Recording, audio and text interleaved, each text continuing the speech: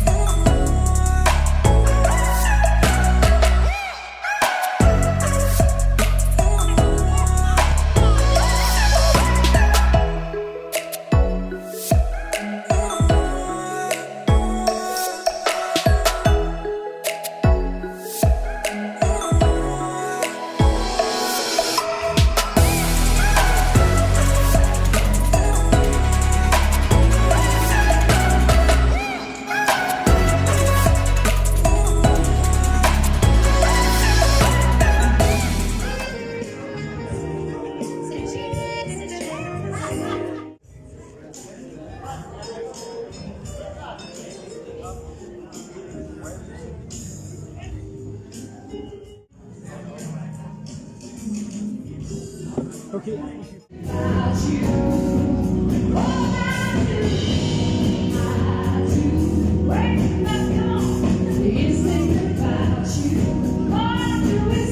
Round of applause. You know, the drama is like the midfield general, the main in the football team. And then on keys we have Afzal Ismail.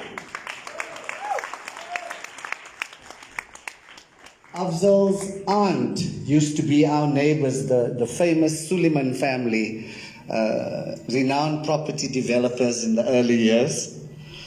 And then Tula Eckhart on vocals. And Greg's rigmarole Munsami. Those who know Greg's will understand why we say. Yes, but the thing that we believed in one another. The thing is, when we were playing in lanes, we knew the strengths and weaknesses of the individuals that we played with. So we stood out as a team, and we were really going to play a seasoned team like Manning Rangers in the opening day in Curry's. And okay, now it's like you said, 50 years ago. Founder member of the club, and my family home was the headquarters, so they owed my family something, you know what I mean? When they decided I should be captain. Oh, I started my first year of teaching then, and that also maybe, sort of gave me more gravity. So things that happened at the back was overlooked with them covering up most of the time. And that's why Alan ended up playing as a sweeper, because he could cover ground and had the pace for that. So we played as a team at the back. Alan, you were a sprinter at school. How much did that ability help you to cover ground? Or was it a mixture of your speed and your insight of the game that helped you in that position? Yeah, definitely. Look, as I mentioned earlier on, the whole tactical system of playing with the back four, which I think, if memory serves me correctly, originated in Italy. This whole idea of a sweeper. And strangely enough, when I was growing up, I pictured myself as a striker, you know. They get all the glory anyhow. And because I was, and the girls. At school, I was an athlete, 100, 200 meters. I got selected for Transvaal High School on 3 occasions in Standard 6, Standard 8, and Matric. So when this tactical move was thought about, and I must point out that the brains behind that particular thing was Louis. And the fact that I was fast and seemed as if wasting my speed as a striker, all of a sudden, I really found that this is where I fitted in. And being fast and being able to cover ground quickly was inextricably linked to success in that particular position. To all our audience here, Ladies and gentlemen, James George is one of the renowned attackers, was one of the renowned attackers of that time. Just a little history, just a little background. He was scouted by Owen Fredericks. I'm hoping I'm going to get this right, James. After being tipped off by the late Dougie Carlson whilst playing for the board team, a selection of the best players in the different districts in Cape Town. He joined a team of stars led by Captain Siraj Abbas, who is with us today. Welcome, King James. King James. Of all my successes during my football career, and my greatest success of all is you, the people of the South African Soccer Federation Professional League era.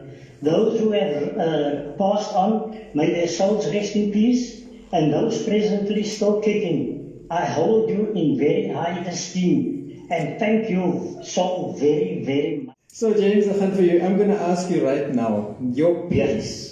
You had the ability to finish a goal scorer of note. Would you say that your pace was your main attribute? Correct, 100%. At the time in Cape Town, your main opposition in Cape Town was Glenville. Correct. But you were known as the People's Team. You made up of all of those around Athlone. Correct. Your rivalry was fierce. Very much. Do you remember that match when the police stormed Athlone in the derby? That is correct. Share with us. Because we also had a major rivalry here in Lens. The Durban guys weren't as serious. They were more friends. Here in Lens we were true rivals. What was it like there in Cape Town on that day? Say the difference, James. On that particular Monday evening, it was mayhem in Athlone. Siraj can attest to that. Because, the police were called in after the game. I was on the bench because I was injured. And I witnessed it from the bench. I tell you what, the people, I think one of our goals was disallowed. And then the people just stormed onto the pitch. They just ran riot. And it was just free for all. Afterwards the police had to cordon off the whole of the Athlone area. Police vans all over, ambulances came left, right and center. It was just chaotic, honestly. James, I know you guys there in Cape Town, you guys are very passionate, and you were very passionate about football as you remain passionate about football, right? As always. But you also speak very fondly of your association with BlueBells United. Yes. You consider BlueBells United as your family? Yes. The name BlueBells is synonymous with us. And, we played BlueBells on a away and a home basis as well, So when we used to beat the house most of the time at Athlone Stadium, the after party used to carry on until early hours of the morning. And the camaraderie between Louis, Terry, Alan, and all those guys, it was just phenomenal. And even at the BlueBells tournament in 1973, it was, the guys just bent over backwards for Spurs guys, honestly. It's just... This is a huge compliment from Les. Do you remember that game? Do you remember that opponent? I think he was a goalkeeper. Yes.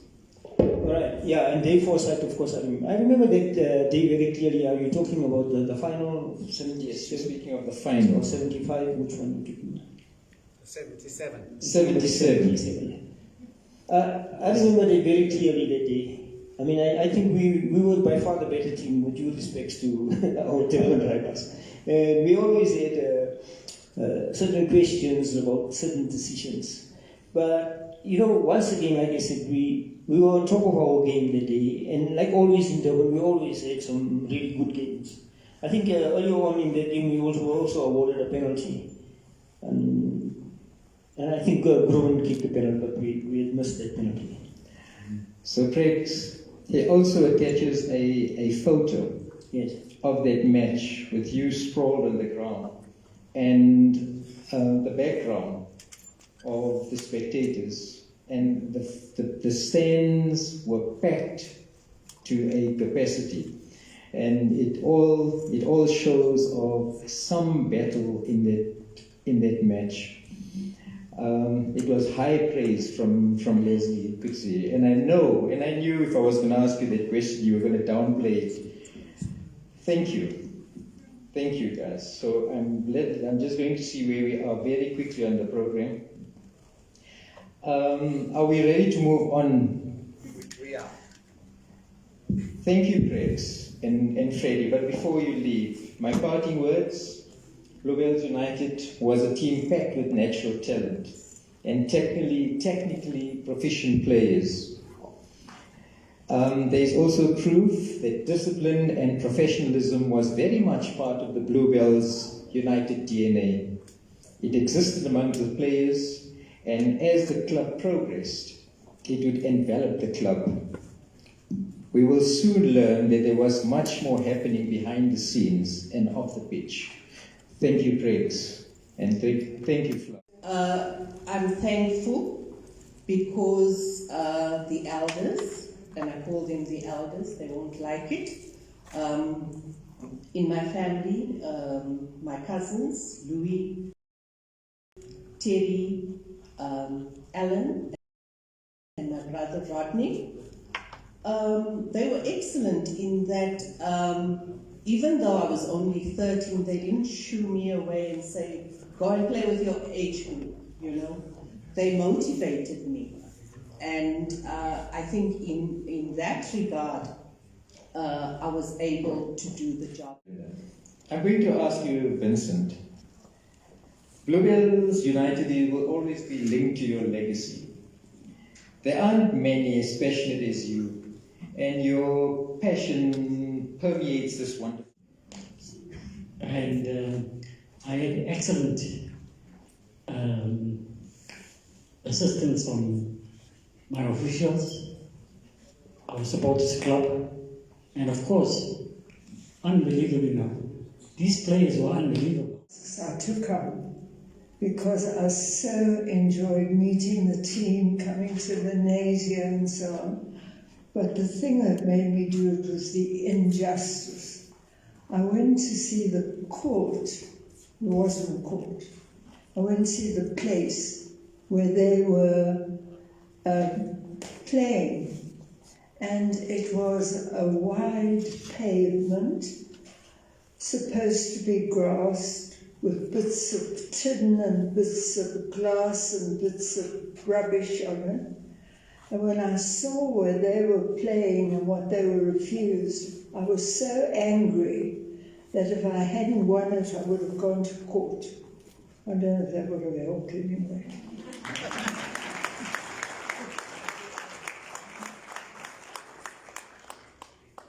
But I just want to tell you that of all the things that I took up in the council, you know, as an opposition, you have to do a lot of taking up. That was one of the most enjoyable of my whole time. Yeah.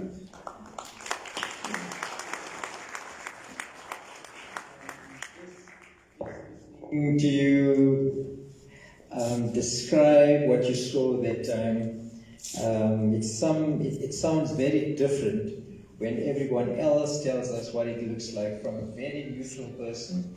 It just reminds us how fortunate we were when we come back, when we started playing, to have had the opportunity to play at Lenasia Stadium and on proper fields. We will always be grateful. We will always be grateful, Dr. Selma. Always. Thank you. So it was exciting. The BlueBells fans were colourful, and when I say colourful, I'm talking about the manner in which they supported the team. They came from the BlueBells fans came from all religions, so we were a true reflection of integration. BlueBells fans came from every religion, every race, every culture, from different provinces, from different townships. When BlueBells played, people were walking from every area in Lenasia. The train stations, they were on bicycles, you know, so we didn't have the social media that we have today. If I remember correctly, Vincent, our fan base, we received letters from different provinces. We even received letters from abroad. And it was not as easy as it is today. But we managed to get the fans together. And when BlueBells played at that stadium, the stadium was packed and colorful. And it was very exciting. For me as a 13-year-old, I was so excited to be there. It was just something else. And like I said, it was colorful, not only in the terms of the way we supported the team, but you saw every race, color, and religion at that stadium. So, I'm going to come to you, Vincent. After all your fights to get us at the stadium, can you remember BlueBells United very first professional league game at the Lens Stadium? Yes, sir. It was in August 1973. We were only informed on the Tuesday that we could use the stadium, and we played Lempo and we beat them 3-1. We were on top of the league at that stage, and we were just ready to lift the trophy as early as that. Unfortunately, we had lots of hurdles. One of our biggest obstacles was when, unfortunately, that I have to mention is about the against. I don't know if that was true, because couldn't have been like us here in Transvaal and in Cape Town. Please share with us. I think so. I think first, I must extend apology to my brother Rutten. He's behind me. I will never forget that game at Curry's Fountain. I think it was Rutten in 1973. I was playing centre back, and Rutten was coming up the line, and he clashed with Gavin Slim. I think he fractured his leg. He did have shin pads on that particular game. So Rutten, I'll never forget that incident. I'll never forget it. And on behalf of Priya and all the supporters, we extend our apologies 45, 50 years later. We are sorry about that. Another thing I want to tell the audience and the BlueBells supporters, when we see Alexander Arnold playing the overlapping role for Liverpool, we regard him as one of the greatest right backs in the country. Rajan Polacic did the same 50 years ago. He was one of the greatest right backs in the country. I think it was a privilege to play against you, and when you got injured, you took it as a true sportsman. I'll never forget that. Thank you so much. And the second point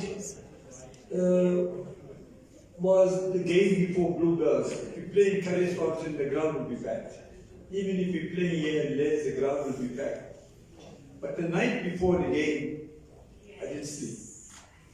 It was a nightmare for me. I get up in the middle of the night, perspiring profusely.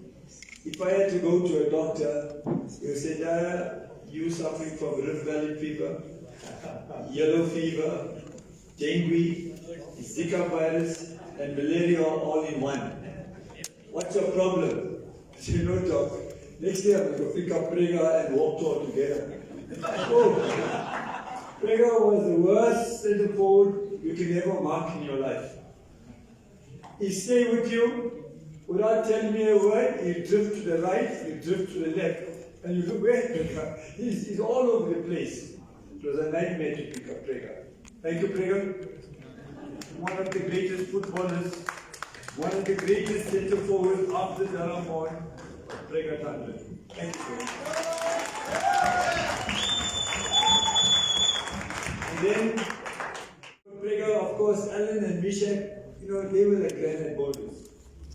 You were not into a granite boulder, they were hard. Alan was hard. Alan was a hard player. He looked small. But when Alan hits you, you're going to walk out to play. So I won't forget Alan. But my favorite player of all time was Louis Gibber.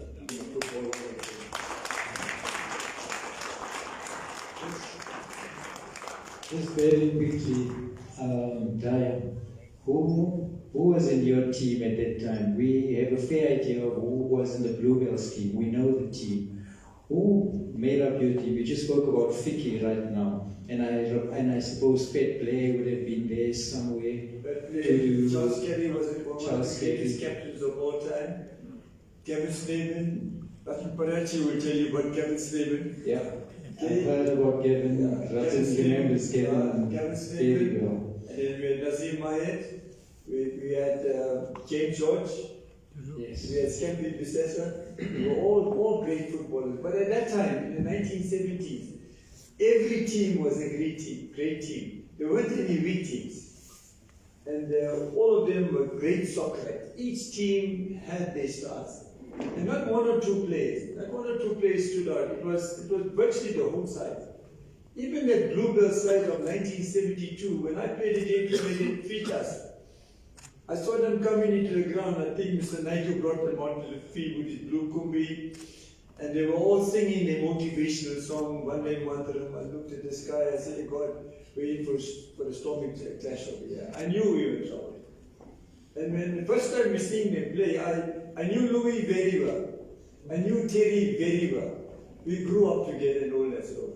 And they played in football on a small balcony with a tennis ball. But I knew them. But I didn't know Gona, I didn't know Prega, etc. Oh, they mesmerized us. They mesmerized us. That day beat us. I'll never forget that game. They took us to the cleaners. It was a brilliant sight. No doubt it was a brilliant team. You speak with such humility, but we know of your legend as a player as well, because the players sitting around you speak of you very, very highly. But I'm going to leave you just for a little while, and I'm going to go to Krish. Krish, you were there, and Mr. Bapu, you were there initially in the late 60s. You were part of that thing.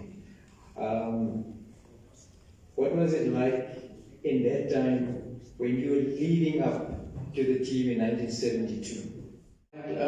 In Standard 8, what had then happened is that Mr. Billy Morgan, he was the coach of BlueBells, and I was in his class. Prega was in his class. He used to take us for English. So at that point in time, they said, okay, you're going to be playing for the big team. And I was totally elated. Playing for BlueBells, Mr. Morgan being the coach, so he was my English teacher, he was my coach, he was our mentor. He had several functions to perform at that point in time. So in terms of integrating various race groups, because that time, what the situation was. I mean, you had a team that had different racial groups. You couldn't use the ground. You had to get SKMU, that type of thing. It was the same in education, but that's another story. After we were accepted in the Federation, we thought we would play on the local grounds of Lens. But unfortunately, the message came back to us that only if you belong to Faza That was the soccer football league the white football league in the Transvaal, and we couldn't use the home ground although we were playing in federation. And time and again, we had to play away either in Frisdorp, that's Fitas, or go to Transvaal and play our games. Now, this was something that was completely and totally malicious of the type of government that we had at that particular point in time. We couldn't get any sponsors, so we had no choice but to play these matches away from our people in Lenasia. And secondly, there was a time when the police used to come to the school where I was teaching and came to warn me that we cannot use the local grounds under any circumstances. At one stage, we had a meeting with the Natal officials and with FASA people, and at that particular meeting, I remember quite clearly, where they refused one team, that BlueBells United, was the only team that was going to come from the Transvaal, and they refused to allow us to play in Lens, and the majority of the players were from Lens, and yet we couldn't play on this particular field. And subsequently, all our games were either played in Fitas or at the Dalspread grounds, and we could never ever use that particular field until Selma Brody and I think it was Selma Brody and the other lady who worked very hard, who was from the United Party at that particular point. Helen Suzman, who from that particular point in time fought our case in Parliament. And that's how we were able to play our matches here in Lens again. Up to that point in time, it was just no go for us to play in Lens. So you could see what worthy of playing at the highest level possible. So thanks for coming out.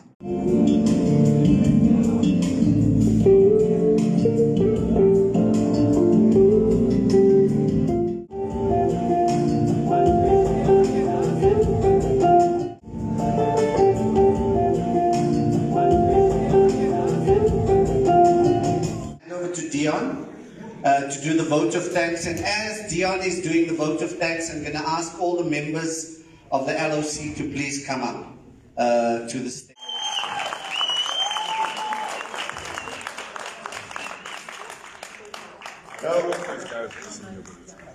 No event gets to be a success without people who work tirelessly, who give complete commitment and dedication. One or two or three who stand out because they just take the lead because they can and they just are able to get things done. And in this LOC, there are effectively two such people. So as you can hear, one of them continues to bark out orders. But to Axie and to Fisto, a special thanks to you for making sure that all of this gets done properly. And then, obviously, I'm going to mess this up because despite my rigorous approach and meticulous attempting to get a list of people, I'm sure I'm going to miss somebody. So to everybody who made this event as successful as it has been, thank you. But it's important for us to recognize the following people. So Itemba Outsourcing, Derek Munsani, KP Print and Office Supplies, Tamo Mudley, Sandy Mudley, all of the people who contributed financially to the success of today. We'd like to thank the Lenasia Secondary School and the SGB and their principal for the venue and all. Sui Salucci, Clevas for the t-shirts, Eunice Chandra for the photography, Eastwave Radio, Lens TV, Silk Screen Masters, 5 Star Decor, SKV Solutions, Jazania Productions, Kani for the music, Silver Cloud Creations, Hapsa Catering, Upcycle Creative, Solly Sports. Obviously, let's thank our event directors, Gora and Gary, for the stellar work that you've done. All of the BlueBells family, thank you for being around and always doing what you do. Chirino Printers, Rosta Media, Eastway Radio, Rising Sun, Lenasia Times, Cheryl Roberts, Silver Cloud Creations. I think that's about it from me. So thank you everybody for accepting our invitation and coming to enjoy this special event for us. Thank you very much. Of the LLC want to thank Dion for also being one of the generous sponsors of this event. Thanks, Dee. Okay. Vande Madaram, Vande Madaram, and the BlueBells Marketing. Fair maid, pretty maid, give your hand to me. We love to see the BlueBells on the field, and they score, score, score, and they score so many more. Yes, they all score goals together. Vande Madaram, Vande Madaram, Vande Madaram, and the BlueBells Marketing. Please don't send my son to prison for the very first crime he has done. For the next time he tries, later